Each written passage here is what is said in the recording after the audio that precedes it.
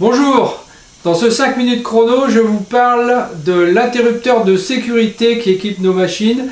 Je vais vous montrer un peu le schéma de principe. Si vous voulez réaliser un tel interrupteur, vous aurez déjà une première base. On passe tout de suite au tableau noir.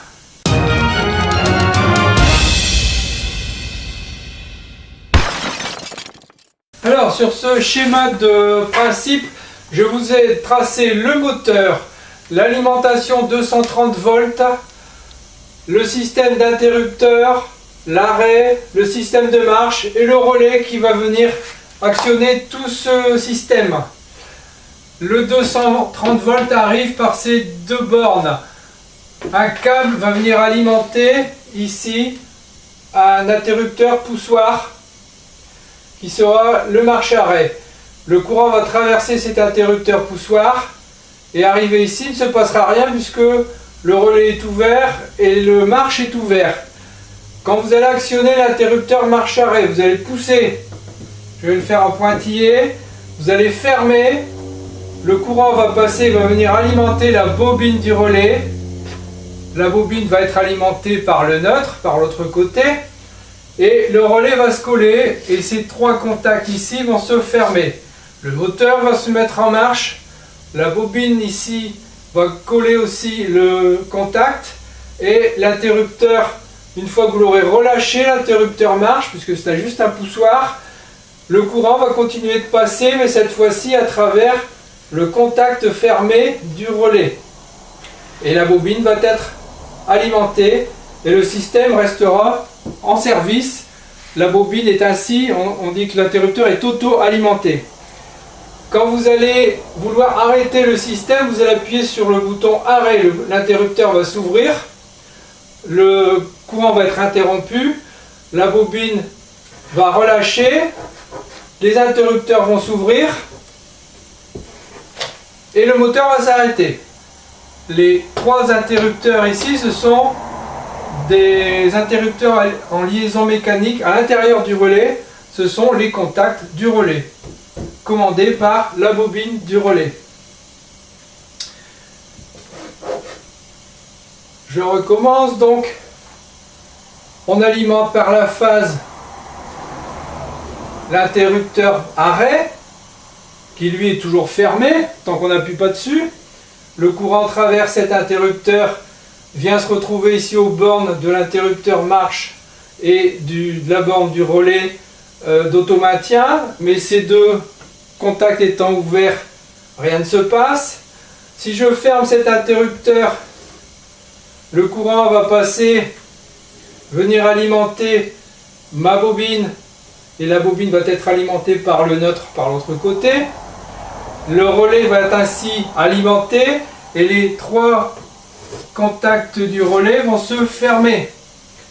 Ce qui aura pour effet de maintenir la bobine et de mettre en marche le moteur.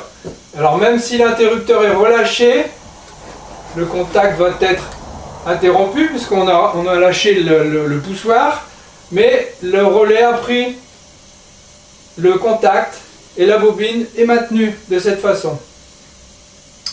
Dès que je vais appuyer sur le bouton arrêt qui se trouve ici, je vais couper le circuit. Plus de courant pour la bobine. Le relais retombe à l'état 0. Hop, hop. Et de cette façon, le moteur s'arrête. Le moteur va s'arrêter et tout redevient normal. Si toutefois vous êtes en marche, comme tout à l'heure, vous avez mis en marche et quelqu'un débranche la prise, au moment où vous allez remettre la prise, le moteur ne se remettra pas en marche. C'est ça la sécurité également. Voilà, donc ce n'est pas trop compliqué. Votre moteur, bien sûr on peut mettre des fusibles dans tous ces circuits là, mais ça c'est uniquement si on a envie d'en mettre. Moteur, relais, les trois contacts, la bobine du relais, le bouton marche, poussoir, on appuie, ça se met en route, on le relâche, il s'ouvre tout seul. L'arrêt, idem, on appuie, ça arrête, on relâche, il se referme. Voilà, cette vidéo est maintenant terminée, j'espère que vous avez apprécié. C'est un interrupteur de sécurité que vous pouvez réaliser vous-même. Si vous n'avez pas de connaissances en électricité, n'y touchez pas. L'électricité, c'est très dangereux, donc on fait toujours très attention. Si vous voulez le faire, demandez à quelqu'un qui sait le faire. Posez vos questions sous la vidéo, j'y répondrai avec grand plaisir, ou d'autres personnes y répondront aussi, si elles ont la réponse. Et n'hésitez pas à bloquer la vidéo, et vous pouvez regarder ainsi ce schéma, essayer de le comprendre. Le but, c'est pas forcément de le faire, vous n'avez peut-être pas besoin de le faire, mais essayez de comprendre un peu le principe, comment ça fonctionne. Vous saurez quand vous mettrez en marche, vous arrêterez une de vos machines équipées de ces sécurités normalisées, vous saurez ce qui se passe exactement, vous comprendrez mieux. Le principe est très simple, je dirais, mais en allant tout doucement et par étapes, on comprend facilement comment ça se trame à l'intérieur de ces interrupteurs. Sur ce, on se retrouve à très bientôt dans une prochaine vidéo. Bye bye. Merci d'avoir regardé cette vidéo. À votre droite, une suggestion de vidéo qui pourrait vous intéresser. À votre gauche, les réseaux sociaux, vous pouvez me suivre. Et en dessous, vous pouvez cliquer et vous abonner si ce n'est déjà fait. À très bientôt.